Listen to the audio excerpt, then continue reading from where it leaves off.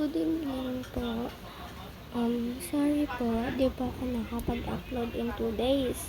Kasi po, ang dami ko pong ginagawang mga activities na sinunod ng advisor namin. So guys, sorry po talaga. Signing off po muna tayo. Kasi kailangan ko po mag-aral.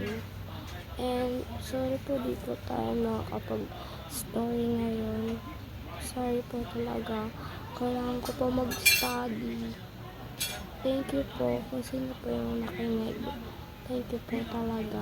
Signing off po muna tayo. Pero i-update ko po kayo kapag tapos na po ako mag-activities. Or kaya sa Saturday, balik to kaboka po ulit tayo. Sorry po talaga guys. Bukas na lang po kasi po holiday po. Sorry po talaga. Sorry po.